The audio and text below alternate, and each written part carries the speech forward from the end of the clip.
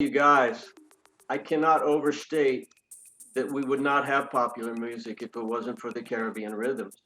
It created jazz in New Orleans and blues, the same rhythm.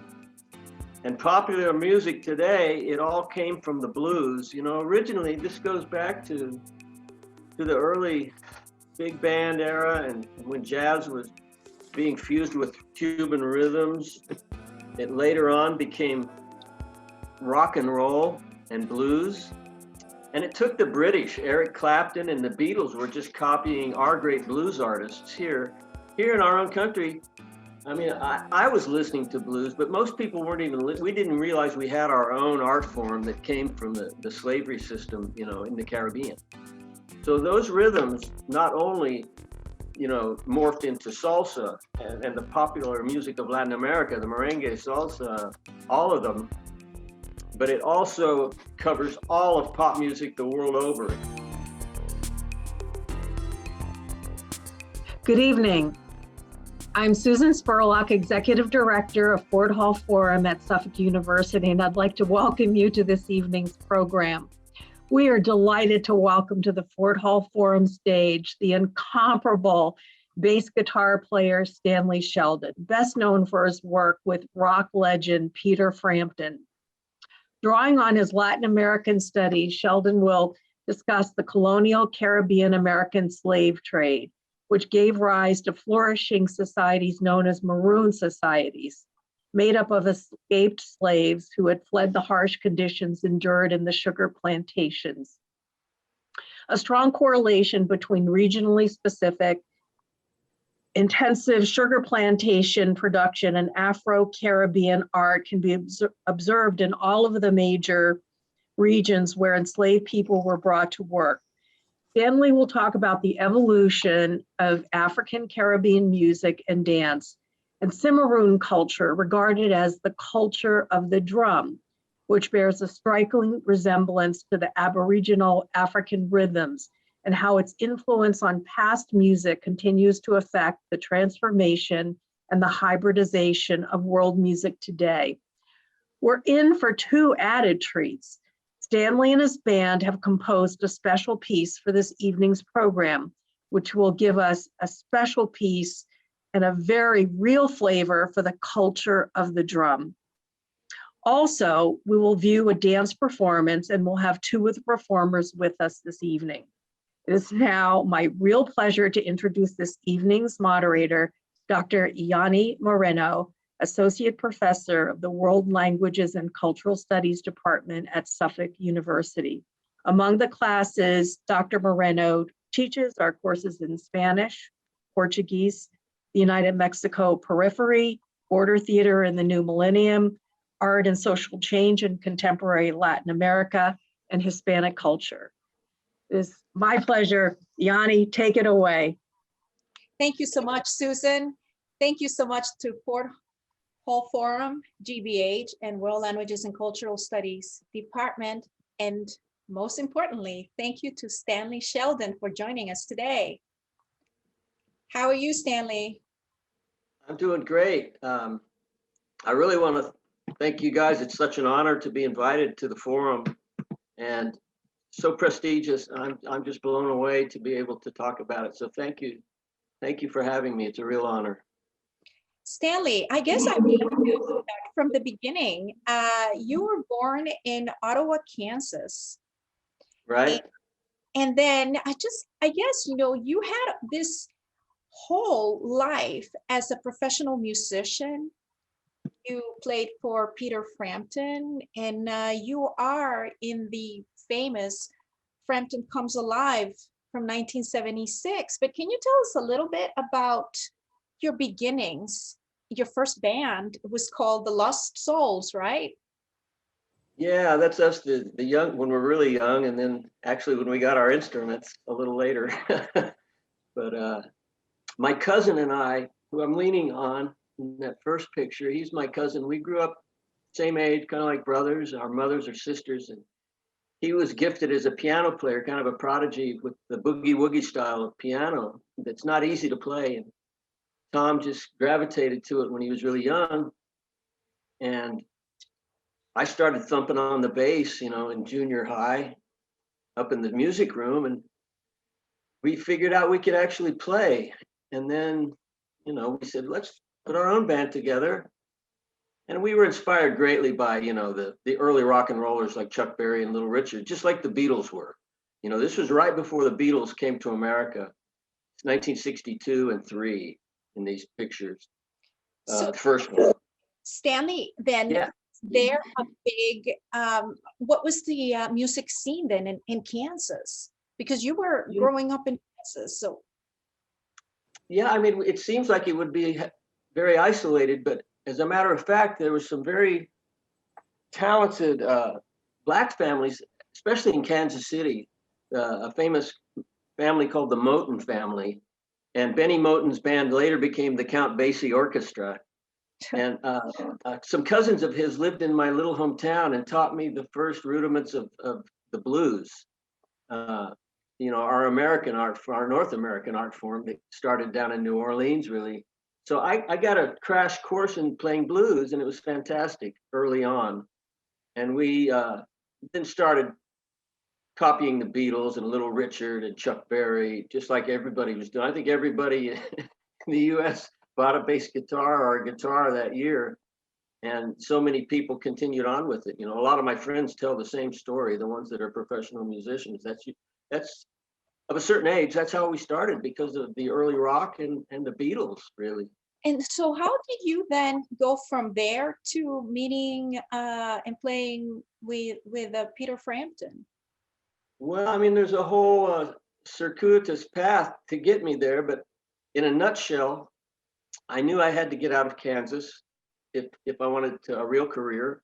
It was great playing around the local gigs at the high schools and stuff, but I wanted a little more. So I got the opportunity to move west to Colorado first. And it was in Colorado where I met a lot of the people that would be important in my career.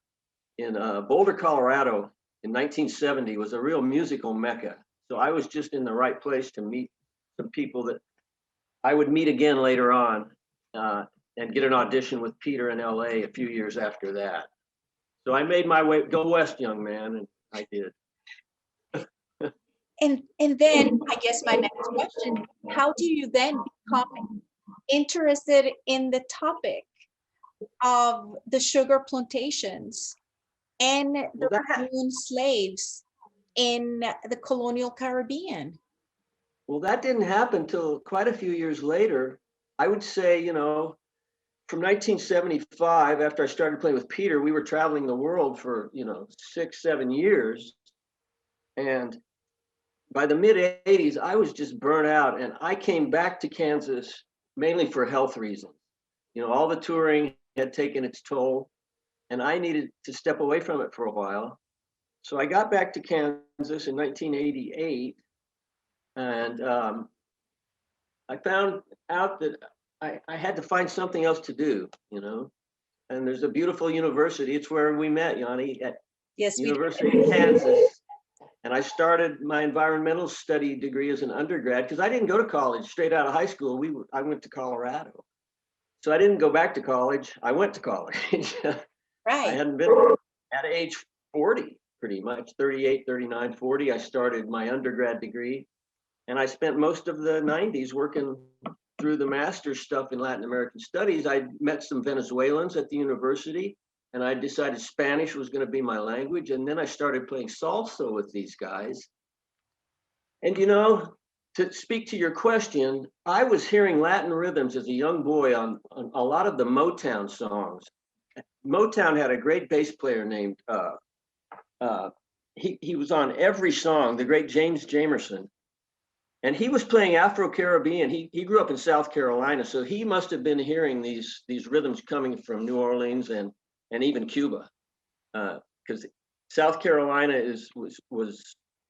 there was a lot of Black population there, and they grew up with these same rhythms that we're going to talk about. But James Jamerson on the Motown songs was playing Afro-Cuban things, and I didn't know that's what it was. All I know was that I loved what I was hearing. So I started copying his style, and later on I found out that was Afro-Cuban rhythms he was doing. And so Stanley, then I guess if we can go back to the beginning of your thesis, you talk about sugar and sugar plantations in the colonial Caribbean. And I wanted to ask you, what was the power? Why sugar? Why was sugar so important in the Middle Ages and during Renaissance in colonial times? Well, sugar was a very valuable commodity. People had never tasted it before in Europe. So when they got a taste of sugar, I mean, they had been there in the Middle East. There was sugar, sure, in the Middle Ages, but when they started producing it, that's really the reason that the powers of Spain, Portugal, Britain, and the Dutch were all sailing to, after Columbus, sailing over here, and the first thing they decided to grow was sugar. So that's why they brought the slaves to all of these countries. And the slaves they were bringing the same rhythms, almost identical rhythms to Haiti, to Cuba, to Puerto Rico, to Salvador and Recife in Brazil. It's the same, and I don't want to get too technical, but it's a 6/8 rhythm that's very syncopated. In New Orleans, it morphed into jazz, the same 6/8 rhythms, 1, 2, 3, 1, 2, 3, 1, 2. When you put it against a 4/4 beat, it becomes really complex rhythms. So the same rhythms were in all these regions, but the forms of the music that morphed were all unique and beautiful in their own way, like the samba, the Cuban son, the Puerto Rican plena and bomba, the Haitian, the same rhythms. And in New Orleans, we had blues and then jazz. And then the story, it just continues through the centuries, this Latin influence on our music, and it has never stopped. And it's just so fascinating to me. And it was all about sugar and slavery. That's why the rhythms arrived here. And you talk in your research, you talk about the sugar plantocracy in the Caribbean, and you mentioned that there are it seems like you are dividing this up into 3 different almost stages. First, you talk about Jamaica, and but before I guess we talk about that, I wanted to ask you, there were other very can you tell me a little bit about the life in the sugar plantations and what it would be a Maroon village then? Well, no, the Maroons were the slaves that escaped, and they would escape into the hills. That's a good shot right there. That looks like it could be Cuba or Barbados or Haiti. It could be any of those countries. But all these islands had mountainous regions. So ever since, Columbus arrived here and started bringing slaves, Spain started bringing slaves as early as 1400, the end of that century. The first slaves arrived in Cuba and Hispaniola. And they started fleeing the minute they got here. The ones that could escape fled to the mountains. So, through decades and centuries, these escaped slave enclaves would flourish because they were in very impenetrable regions, sometimes with only one entranceway. So they were easy to defend. The Cimarron, the slaves that did escape, for example, in Hispaniola, I think there was a band of 150 escaped slaves under their leader was a guy named Lemba, and we'll talk about him a little more later. But there was 150 of them there in the 1500s, and they were traversing the island and spreading out and just always breaking camp to escape the authorities. Spain was the authority at that point in time. Later on, France and Spain would vie for Hispaniola, but the same escaped slaves were there for centuries, and their families and some of their, the lineage continued for quite some time and still today. How big could these villages be, Stanley? How were there some of these villages in other parts of the continent? I guess I'm referring about Brazil. The famous one, yeah. I mean, I'm glad you brought that up, Yanni, because you and I have talked about Palmares a lot. It was the famous enclave, and Brazil was famous for having the largest little enclave of escaped slaves, 30,000 at one time, and it lasted. Palmares was in the Pernambuco, the state of Pernambuco, where Recife is.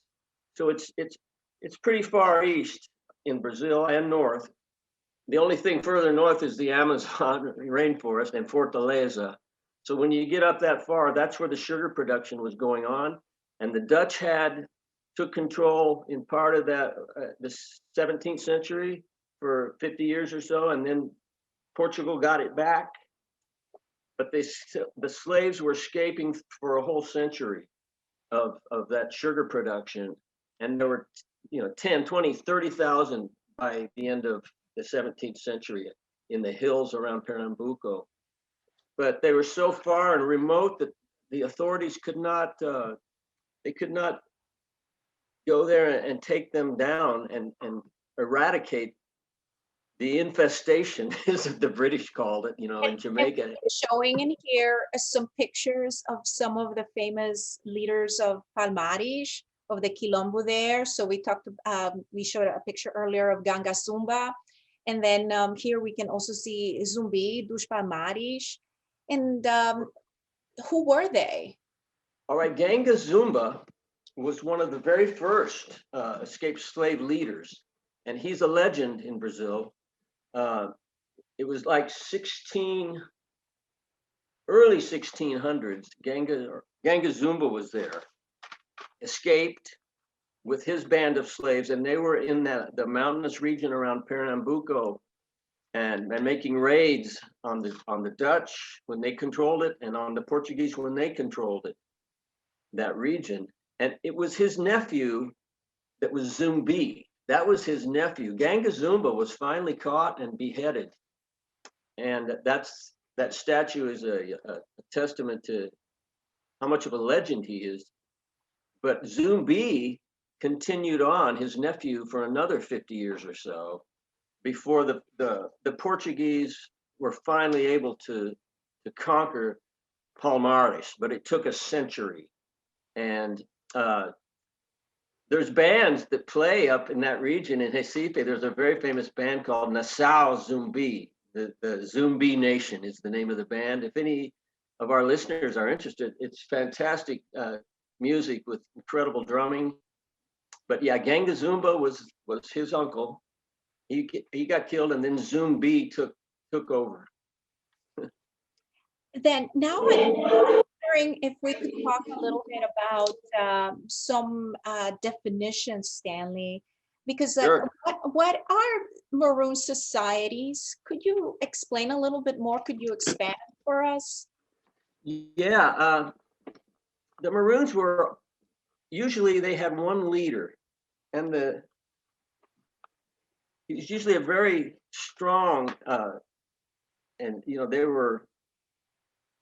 they became legends because they really were legends. They were just brave men that escaped the tortures of these horrible plantations, the torturous life that they lived. And of course they wanted to get out and leave, but the leaders that did escape, there's I don't know, there's kind of a profile I'd written down somewhere. Let me take a look. A profile of just a generic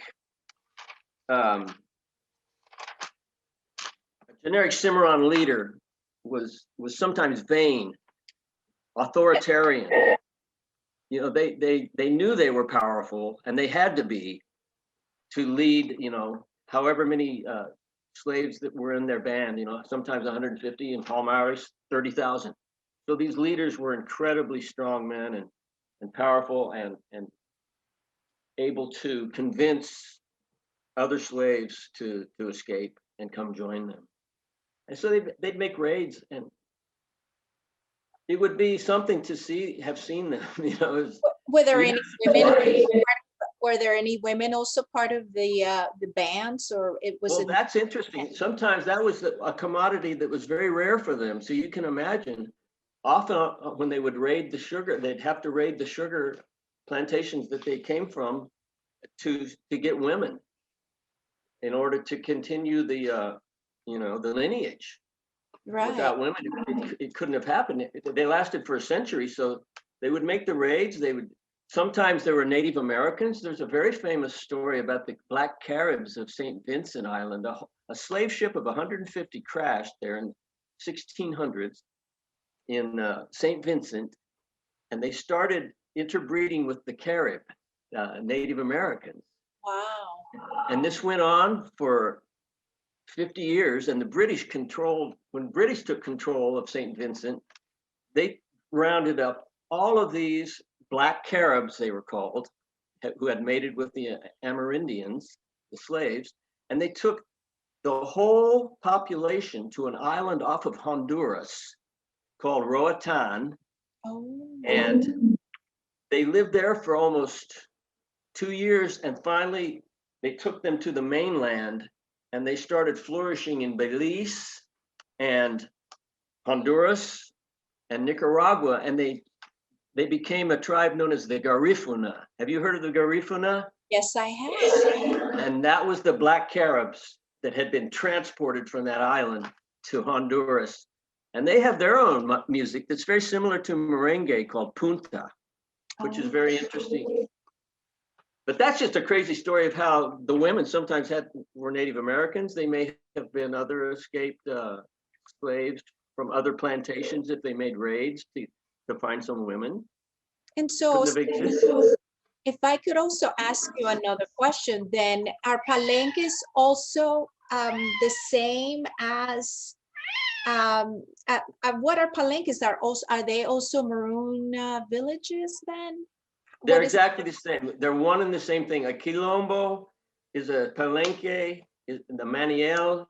These are all, some, were more prolific than others.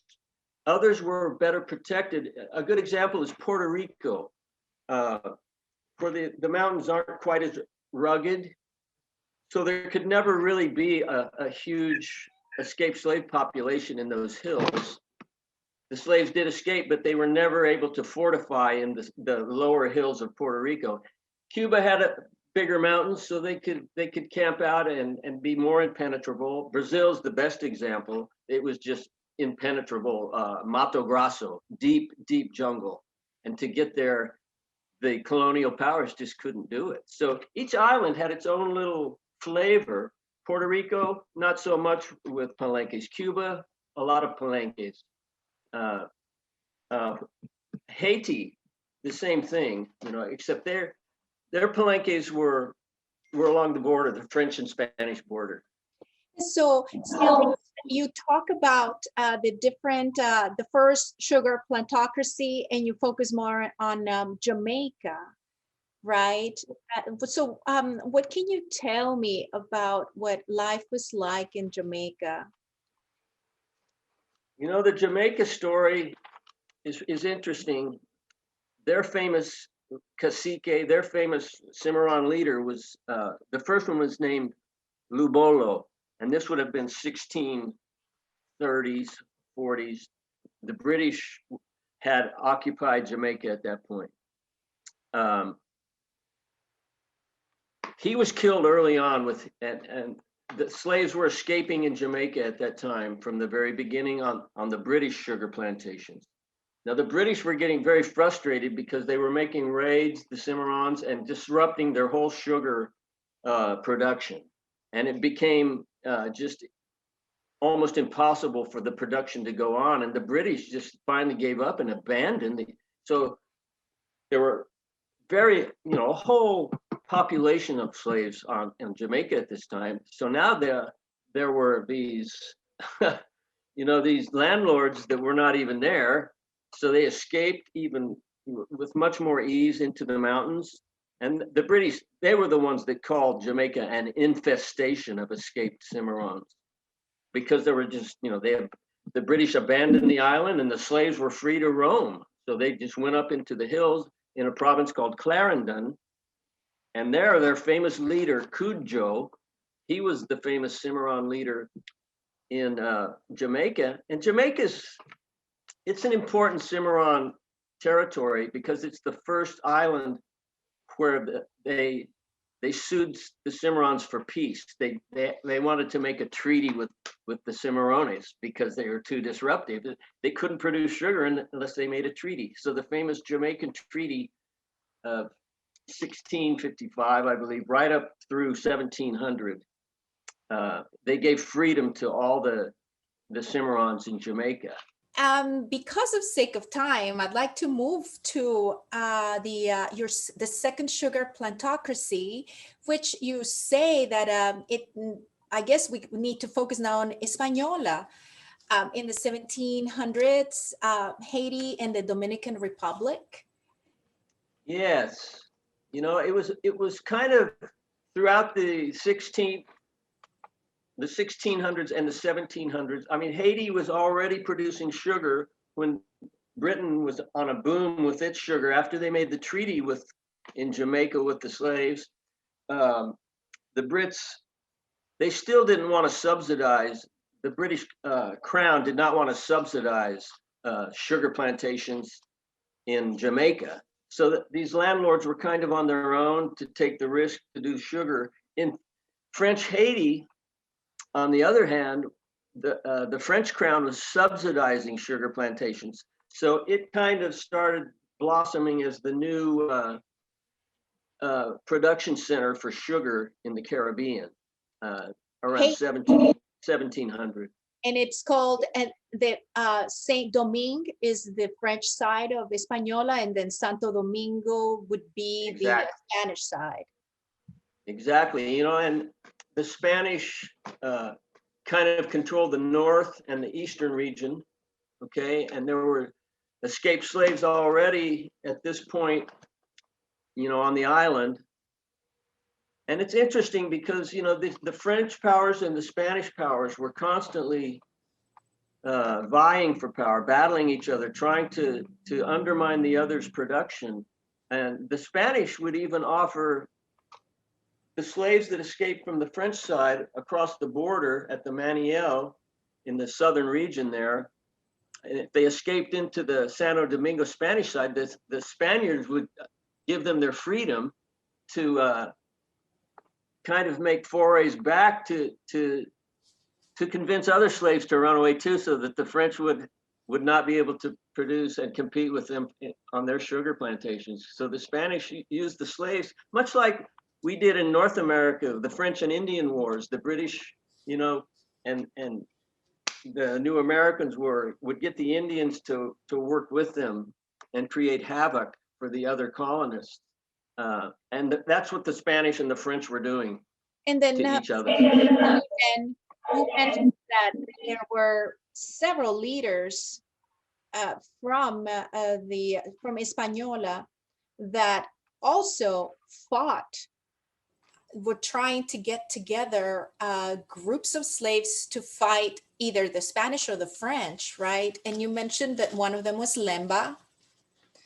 Lemba is probably the most famous, the famous Cimarron of Hispaniola, I would say. And his outpost was in the Bauruco region, in that southern region at the French border between Saint Domingue and Santo Domingo. So right there at that border was where the enclave of escaped slaves, and they could be from the Spanish side or the French side. So that, as I was saying, you know, the Spanish would induce with gifts and payments, blankets and pots, who knows what, to get their help in defeating the French, and the French would do the same thing. So it was a back and forth kind of resistance. So you mentioned in your research the role of even some pirates and buccaneers in these areas, and then you mentioned a very important figure, Bookman. Right, Bookman. He ended up in Hispaniola. He started as a slave in Jamaica, interestingly enough. So around the same time when British their sugar was going bust in Jamaica, Bookman was somehow transported to Haiti, which is now Haiti, the French side. And he was a voodoo, what's called a Hugan, a priest. voodoo priest. And he was literate, and that's how he got his name, Bookman, because he carried books around with him. And on the eve of, his story is fascinating because Toussaint Louverture is the famous general that a lot of people associate with the Haitian Revolution, but it was Boukman and Toussaint together conjointly that were the lightning and thunder of the Haitian Revolution.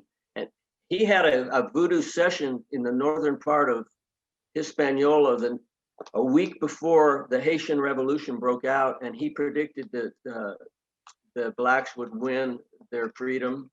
And it ended up being the Haitian Revolution put the fear into the heart of every colonial power in the Caribbean, because none of them wanted what happened in Haiti to happen, in Jamaica or Cuba or Puerto Rico or wherever. So once they became independent, and they were the first country to obtain its independence in the Americas, well, after the United States, but they were completely blocked then, the Haitians. Well, Napoleon was in power at that time, and he was so shocked that the blacks could have an uprising insurrection like that he basically gave up on America. That's when he sold the Louisiana Purchase to Thomas Jefferson, right after the Revolution, because he wanted to consolidate and get out of that region. And they had just abolished slavery in France. Napoleon, even though they abolished it, he fled that region back to Europe, and he allowed slavery to continue another 8 years after the Haitian Revolution. So that's an interesting little aside. Very much so. I wanted to now play a video of a Haitian dance. It's called Contra Dance. And then maybe we can watch this, and then you can comment about this afterwards, Stanley. Sure.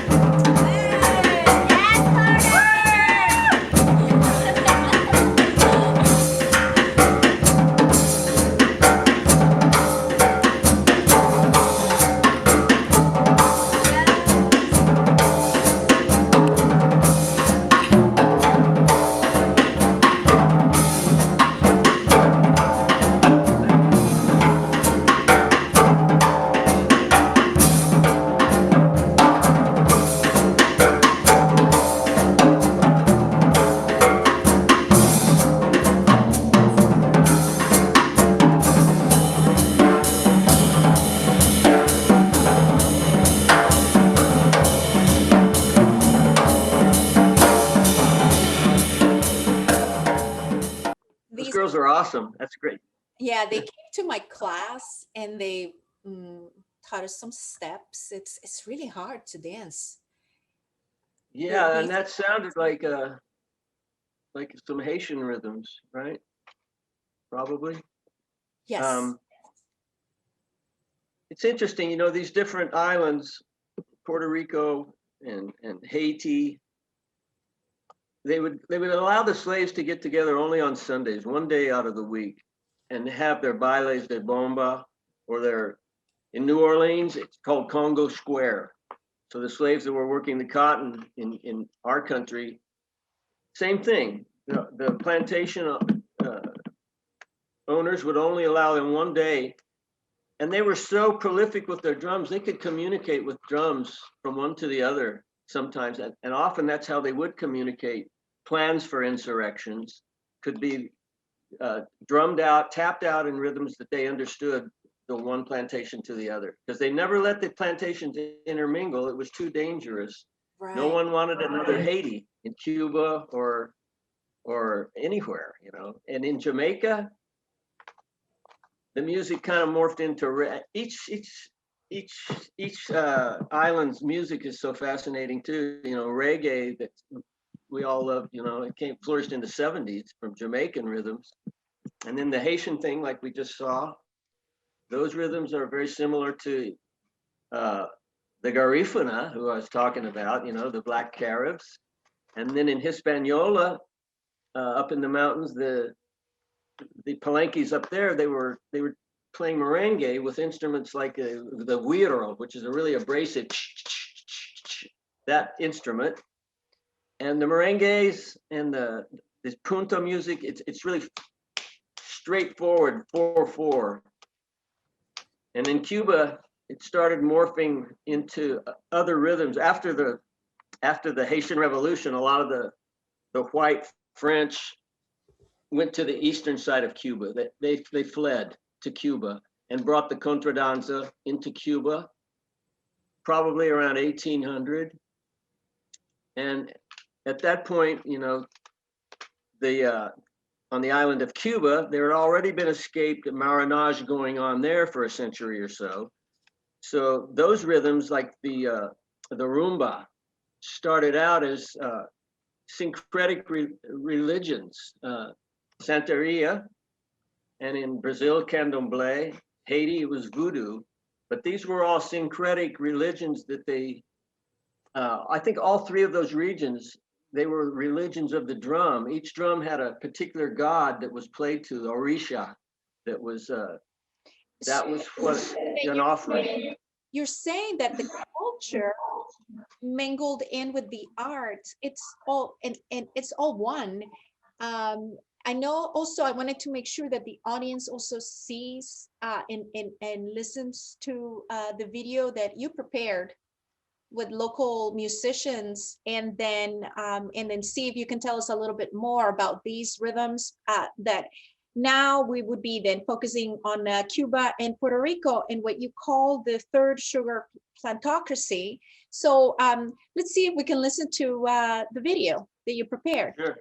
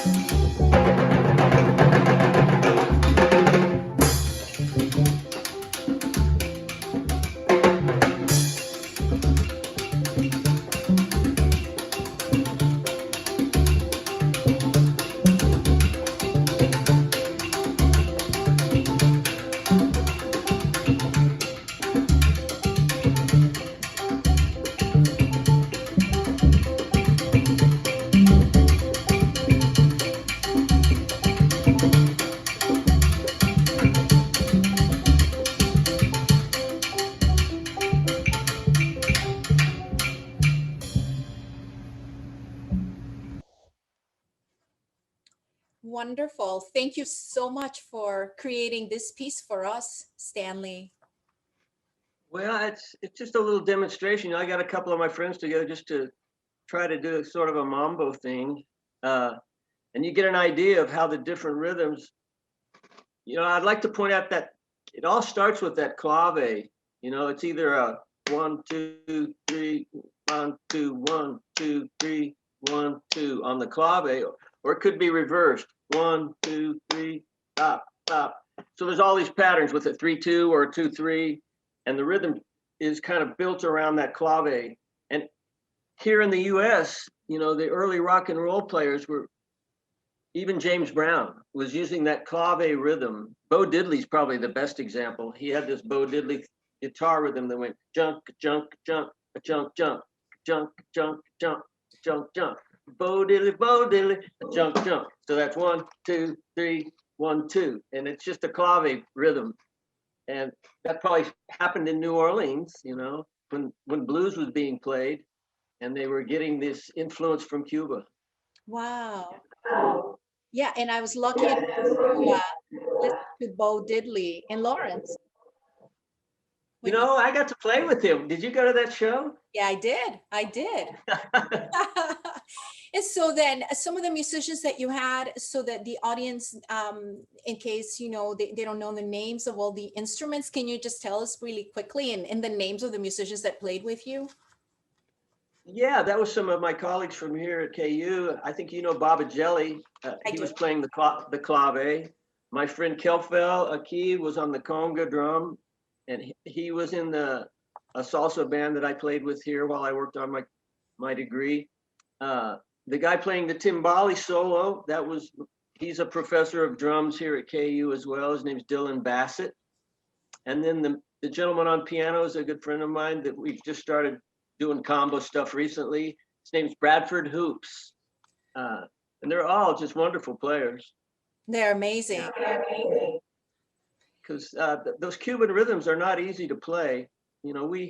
We threw that together and it sounds pretty good, but you get the idea. Each of those drums, and that's what's called a descarga, which is basically a Cuban jam session. Oh, okay, a descarga. And a famous bass player from Cuba in the 1930s invented the mambo. He and his brother's orchestra, Cachao and Israel Lopez. Cachao was a nickname for Israel, and his brother's name was Orestes. And in the 1930s, the contradanza had come across the water from Haiti with the French influence. And around 1930, Cachao and his brother had their own orchestra, and they started fusing the contradanza, which is really originally the British country dance, where there's two lines of people, the women on one side and the men on the other side, and they bow. And that was another form of contradanza, right? Right. But in the Cuban ballrooms, what Cachao and his brother did was introduce these long jam sessions in between the more orchestral classical sections. They would put these long rhythmic sections in where the two couples would come together and start dancing and grooving to those beats. And later on, Yanni, that was the danzón. Danzón, and then later on you have salsa then. Yeah, it took a while to get to salsa, but that was the 70s, the grand period of salsa, and that took a fusion of jazz, North American jazz that had come up from New Orleans, and it was Dizzy Gillespie, the famous trumpet player. He became famous with Charlie Parker. The two of them kind of invented a form called hard bop, bebop, and that would have been 1930s as well. But at that point, Dizzy Gillespie was asking a friend of his who they both played together in Cab Calloway's band, another trumpet player named Mario Bauza, a Cuban trumpet player. Dizzy asked him if he could recommend a conga drum player to put in his orchestra. And this was the first time jazz was a fusion with Cuban rhythms. And that became salsa, 20 or 30 years later. And then we have a dance troupe here at Suffolk University that specializes in Latin dances. So we have a video of them so you can see a little bit of the type of choreography that they prepare. Fantastic. And we have some of the dancers from Pasión Latina that have joined us tonight also. And I'm hoping that we can also get some of their input. Juan Pastrana is one of the members of Pasión Latina, and he is a double major in global business and business economics, and he is one of the members of Pasión Latina. Juan, if I could ask you just a couple of questions. What is Pasión Latina? Hi, Pasión Latina is a dance club. It's the first and only Latin dance team founded in 2013. We are specific in multiple gender dance as bachata, salsa, merengue, kizomba, a couple more. And we are performing in and out of campus and share our passion for dance. How often do you guys perform then? So before COVID, regularly 5, 6 couple events, and now only I had 2 events. It's wonderful. How many members do you have for Pasión Latina? Regularly 20 people, but now I had only 5 couples, so 10 members. And you're one of the dancers that Yeah. appeared in the video. Yes. Thank you very much. And then we also have another one of the dancers of Pasión Latina. We have Celia Mendoza, and Celia Mendoza is a major of Spanish and a minor in education and sociology. And so I wanted to ask you also, Celia, another question. Because I guess why is it, what motivated you to join the team and what attracts you to this kind of music? Thank you so much for the introduction, and thank you for having us here. It's so great to be part of this conversation. I grew up on salsa music, and my passion definitely stems from kind of a quest for an identity in that music and in dance as well. So growing up with such a focus on the appreciation of Latin music and dance has kind of motivated me to dig into the roots of these styles as well. So joining Pasión Latina was, again, part of that search for an identity, but also a desire to kind of deepen my understanding. I think music and dance represents culture in a very unique and very authentic way. And I know I've already talked about this, but this music is a way for Afro-Caribbean cultures to, show their mark on the world, and to reclaim a voice that was stolen, and do so in a completely unique way, which has definitely stood the test of time. So it's an honor to be a part of this team and to play such an active role in conserving this culture, and being able to share that art with our communities. I am so glad, and I hope that in the fall, you guys can be back to performing, well, in the spring of next year too, your 8 concerts a year that you normally do. We hope so too. Well, thank you so much for letting us use the video, for coming here, telling us a little bit about Pasión Latina. And I hope that if some of the students that are watching would like to become members, then they can contact you, I would imagine, and be part of this group. Stanley, I also would like to introduce some students that have prepared questions for you. And I hope it's okay to introduce them now. And I think that in that way we can continue our conversation and further that with their questions. The first student that I would like to introduce is Ricardo Mora. And I want to see if Ricardo is here. Hello, Professor. Would like to introduce to you all Ricardo Mora. He is a Suffolk University student that is double majoring in Spanish and neuroscience, and he also belongs to the Modern Language Tutors Program at in the World Languages and Cultural Studies Department. Ricardo. Thank you, Professor. Thank you for introducing me. I only have one question. My question is, was the Cimarron culture eliminated just like the Taino population, or are there still people from this culture in the Caribbean up to today? Yeah, that's a great question, Ricardo. Um, it flourishes. All these Cimarron societies, in some of my travels, I was struck, especially in Brazil, when I went to Bahia and then Recife, a little further north. It's almost entirely Black population in these two states. So yeah, vestiges of the Cimarron society without a doubt, and the rhythms that are still flourishing there come directly from the Cimarron societies. So they were not eradicated like the Amerindians were, fortunately. Unfortunately for the Amerindians, they were the first ones to go, and they often, were interbreeding with the slaves themselves. The Taino, the Arawak, the Caribs, like I mentioned, the Black Caribs of St. Vincent. So that went on throughout all of the colonization period with all of the countries. So another place, Cuba, it's the same thing in Puerto Rico. It's a little more miscegenated. There's various shades of white and Black all over. And it became a thing, whiteness. A certain amount of whiteness could get you freedom in Puerto Rico. In Cuba, it wasn't such a thing like that. But in Puerto Rico, it morphed into various shades of how much whiteness you could prove to the authorities. It was completely preposterous, but that lasted well into the 19th century and even the 20th, and still. But that being said, the Cimarron societies in Jamaica, it became reggae. In Dominican Republic, it became merengue, I mean.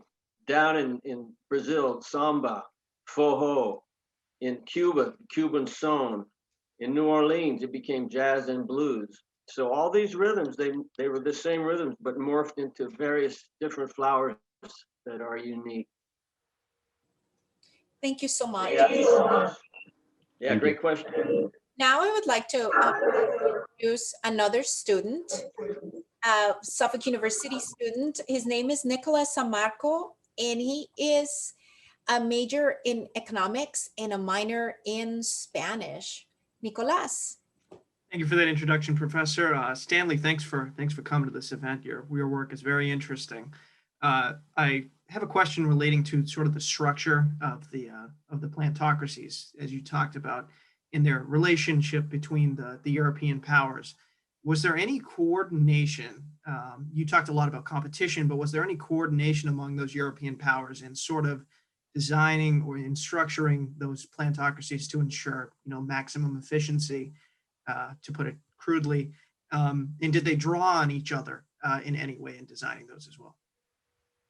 Well, as I said, and that's a great question. It's a complex question because, sure, they were arch rivals. The Spanish, the French. They made treaties. There was a treaty of Ryswick, which was made in the Dutch Amsterdam, I think.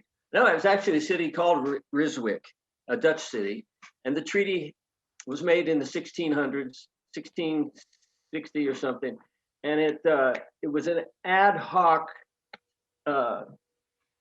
not really legal, but giving those powers freedom to go around the globe and claim certain lands. So they did make treaties so that they wouldn't get in each other's way.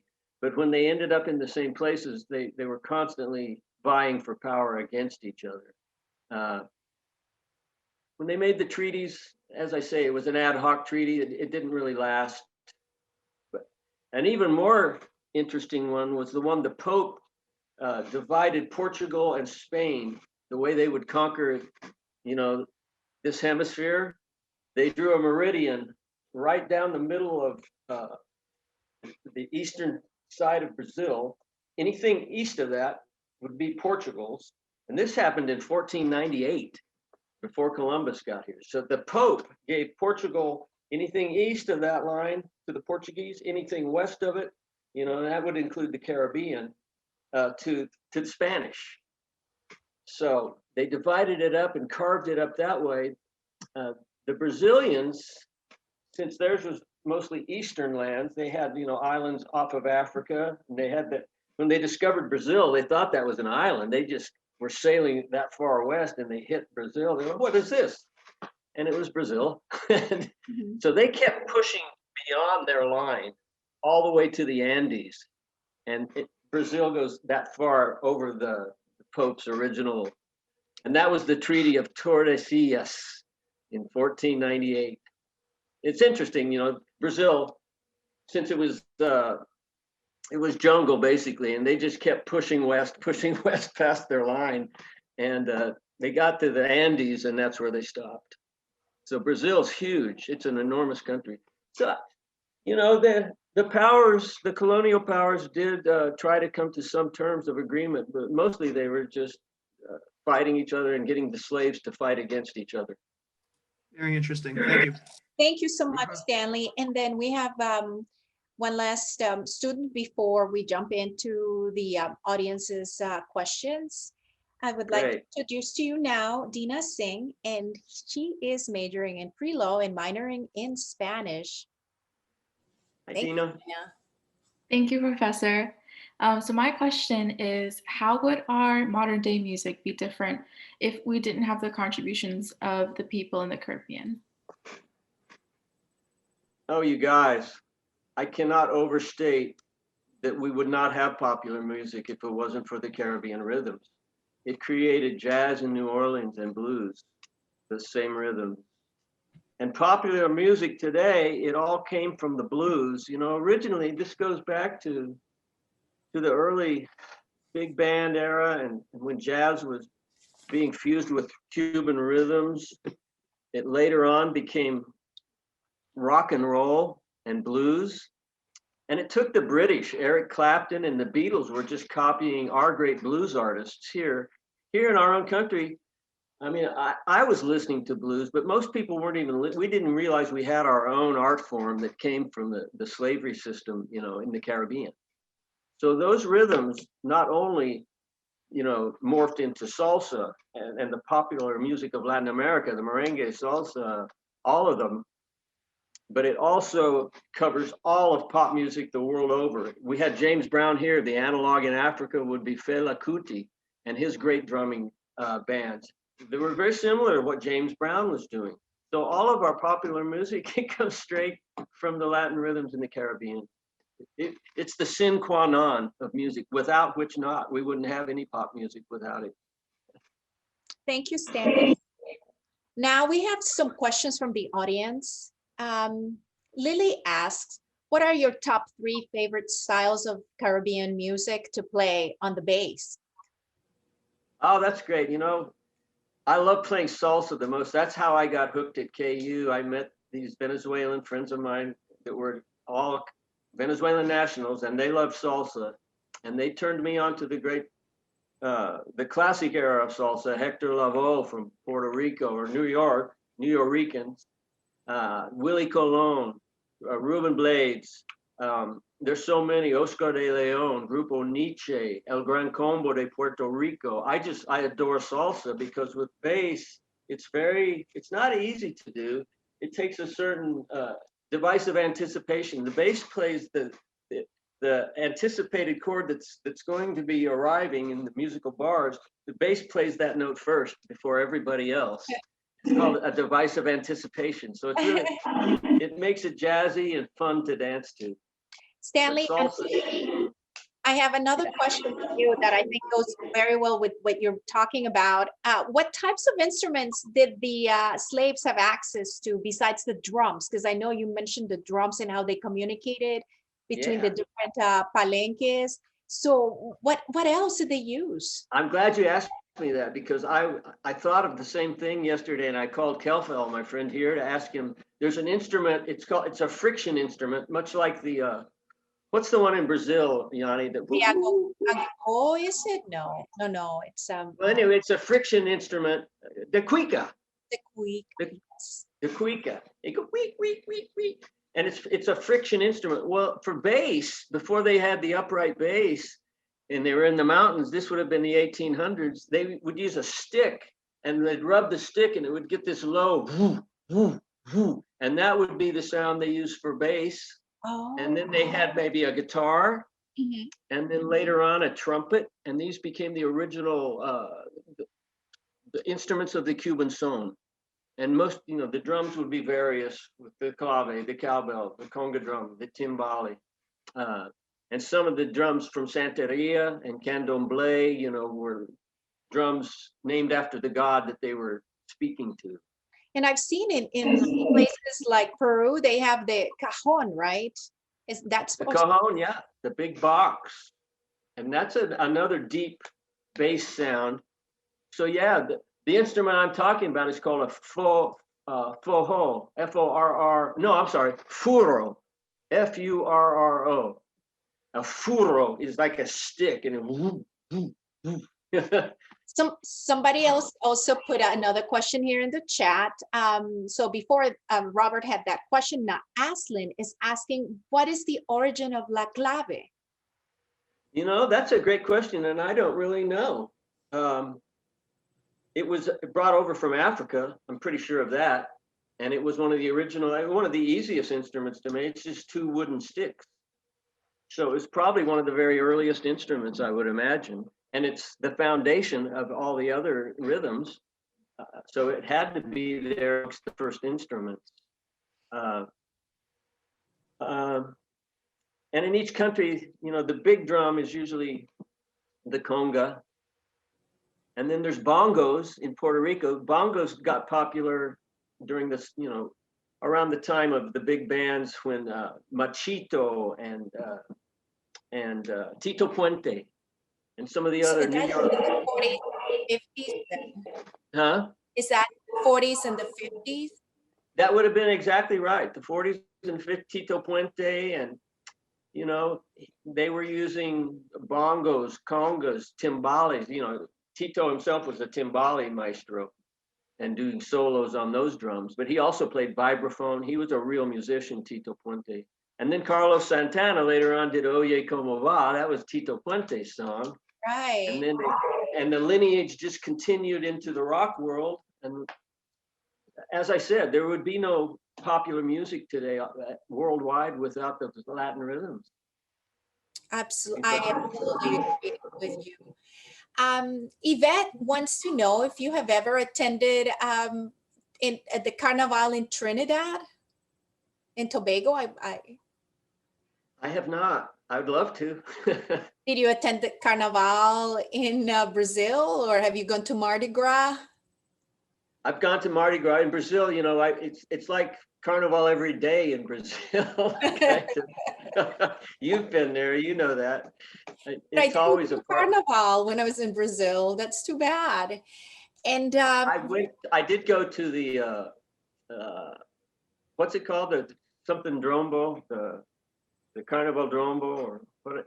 It's a huge Sambodromo. The Sambodromo, yes. In Rio. And that's it's just a place they built for Carnival, and they kind of, it's not what it used to be. It's more of a like a commercial now. And the poor people that started the carnivals cannot even afford to attend it anymore.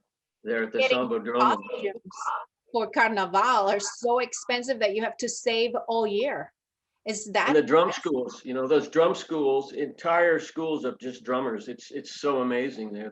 That culture of the drum in Brazil is probably, it's hard to say which one I adore the most, but Cuba and Brazil have special place in my heart. And Stanley, somebody's asking if you have visited Jamaica, and I'm not sure if you visited maybe Cuba, and I know you've been to Brazil. So what places of the Hispanic world that have you visited other than Brazil?